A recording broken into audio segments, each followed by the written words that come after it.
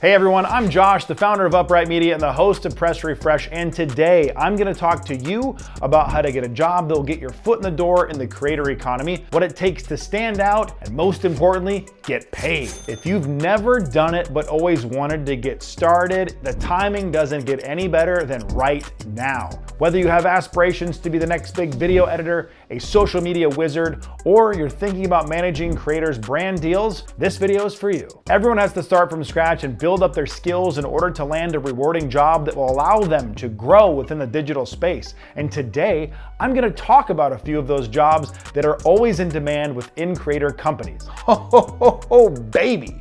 Let's get it. On the production side, let's kick things off with the video editor.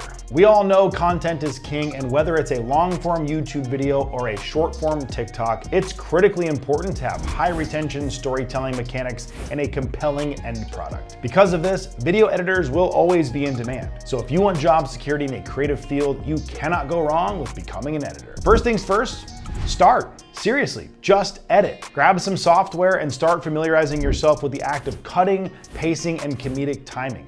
I don't care if you're using Premiere Pro or iMovie, just start. And be prepared because your first video will likely be trash. But that's okay? You've never done this before. You learn by doing. So edit some of your own videos. Maybe grab your iPhone and shoot vlog style, or offer to edit some of your friends' videos for them. You could even rip boring content from YouTube and try to recut it into something more compelling. And if you're doing that while watching tutorials about editing, you will get better. The more you do, the faster you'll improve. Step 2, specialize. Once you've got the basics down, start looking into specific skills like story editing, color grading, sound design, or motion graphics. This is where you can really set yourself apart. Anyone can learn how to cut, but if you choose at least, 2 specialties, you will run circles around 90% of the people who do this job. If you can cut a compelling story and you're an After Effects god, you are going to stand out. Step 3, build a portfolio. If you don't have clients yet, you gotta make some fake work. It's not about who you've worked with after all, it's about showcasing your skill. That's how you're gonna get the client. So create a reel of your best edits and boom, you're already a step ahead of most beginners. But a reel only gets you so far. When you're ready to make the leap and you're on the job hunt, offer test edits for creators whenever you have the opportunity. It's more frequently becoming an early step of their process because creators wanna see what you've got and they don't wanna waste your time if it's not gonna be a good fit. But this is your chance to blow them away. Also, you get a little peek behind the curtain of the creators' businesses so you can see how they communicate. Sometimes you can use that to your advantage. Next up, content strategists. This is a creative role for the planners, the thinkers, and the people who love analytics. As a content strategist, you're like the chess player of content creation, making sure every move is calculated and leads to the right outcome. In this role, you'll be looking for new concepts, scraping YouTube for viewership proof to back up those concepts. You will help create clickable packaging that will guarantee view outcomes, and you will focus on keeping retention high by creating an outline or script with great storytelling, tension, and engagement. Step 1, start by managing content.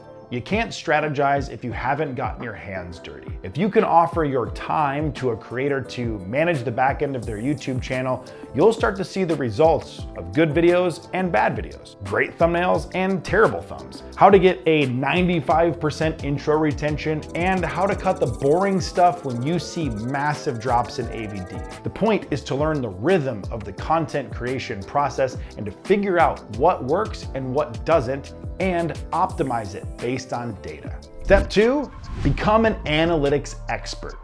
Get friendly with YouTube Studio, Google Trends, SEO. Use websites like vidIQ and ViewStats and pick apart every video like a scientist. Why did something do well or not? Document your findings and use them to influence the next video. Always looking to make incremental improvements over time. If you can become a master of metrics and increase views, watch time hours, and CTR with your contributions, you'll be a god in this space. The best content strategists are data-driven. They don't just hope the content will work, they know it will based on their research and planning. Step 3, specialize in a niche. Maybe you love working with beauty brands, or maybe tech is your thing. Whatever it is, go deep into that area. That way, when companies or creators need a content strategist for the thing that you specialize in, you're the go-to expert. Duh. If you're the one who's always at the top of mind during these conversations, you will always have job security. Let's talk social media managers, AKA the people who make everything look effortless. If you love scrolling through TikTok, Instagram, and Twitter and have a knack for knowing what's going to trend next, this one's for you. Social media managers are some of the most valuable people in the game and can help scale your business in ways you never thought possible because they're on the front lines with your audience. Step 1. Start with small accounts. You don't need to start with a 10 mil subscriber channel to become a social media manager. Start managing your own personal accounts or your friends' business accounts. Learn how to create engaging content and understand the different algorithms on the various platforms. It doesn't matter if it's Dave's sandwich shop, you'll learn a lot about how to engage an audience. Step 2, learn analytics. Data is your best friend. Use free analytics tools like Google Trends or platform-specific ones like Facebook Insights or TikTok Analytics. And if you know how to read those charts, you'll start to see patterns and you will eventually see ways that you can make the content better and more engaging and hit a wider audience. Step 3, specialize in a platform. Maybe you're a TikTok wizard, or maybe you've cracked the Instagram code. Either way, specialize in one platform first and dominate it. Later, you can expand into other platforms, but it's better to be a master of one than a jack of all trades at the start. Moving on to thumbnail designers.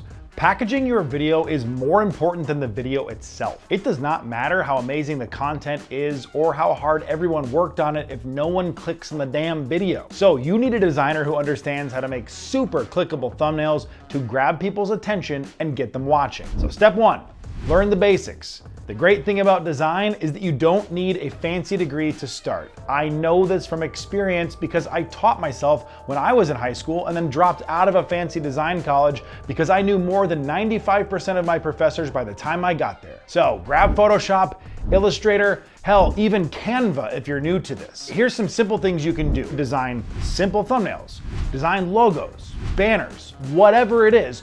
Just get started and watch a ton of YouTube content on how to make thumbnails, but literally all you have to do is start. Step 2 is where you want to specialize. Focus on a genre.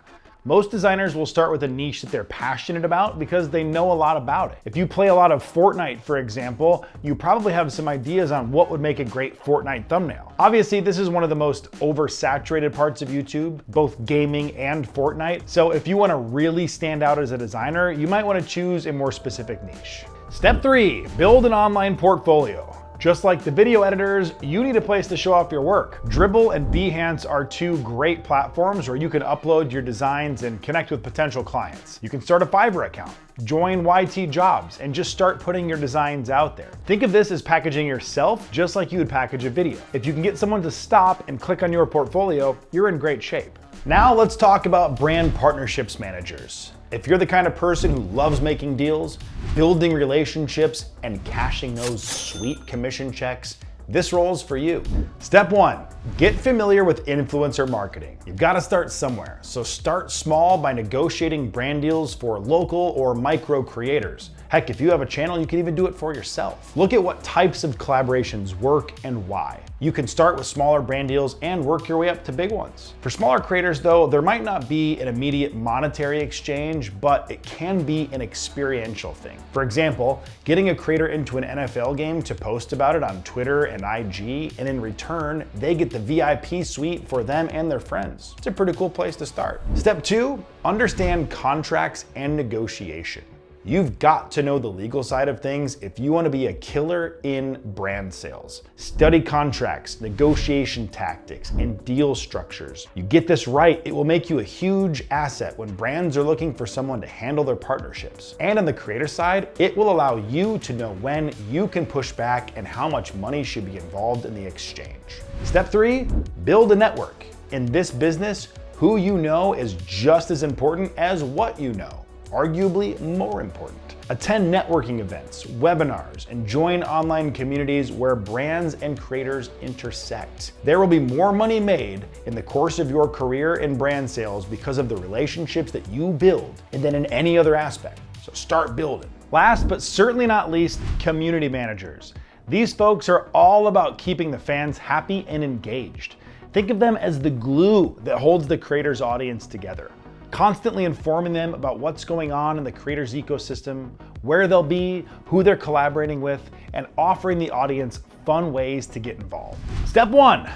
Start managing small communities. Maybe you're already in a Discord server or you moderate a subreddit. Start by taking on a smaller community management role and learn how to engage users and create a positive environment. Everyone needs mods, literally everyone. Go after the creators that you admire, reach out to their admins and see if there are any mod positions open. And once you've got your foot in the door, be present, add value, and help manage the day-to-day. If you're dedicated for long enough, the chances of you climbing up that ladder are pretty good. Step 2, learn audience engagement techniques. Community management is all about keeping people interested. Learn how to drive conversations, organize events, and manage different personalities within a community. And if you can make a name for yourself as being the most fun and passionate community manager, people will get excited every time you come online. And you can use that energy to drive people wherever you want them to go. But use this power for good, not evil. Remember, you represent the creator's business, and even if people are following your guidance, you need to remember that they are here to be a part of the creator's community. Step 3, track your metrics. Whether it's membership growth, engagement rates, or retention stats, keep track of these numbers that show how valuable you are as a community manager. I recommend giving regular updates to the creator and their team so they can see what growth looks like over time under your management. So there you have it, boys and girls, some of the most in-demand jobs in the content creation world and how you can get started on your path toward each one. Regardless of what you're doing, you have to start somewhere and you gotta put in the work. The key is to start small, specialize, and keep building. And if you stick with it, you'll land that dream job in the creator economy, and if you're dedicated to the cause, you'll eventually start to stand out as a domain expert, which will secure your place here for many years to come. And if you found this video helpful, please let me know in the comments. Hit the subscribe button and turn on that notification bell so you don't miss any future episodes on how to succeed in the creator economy, and I will see you next time.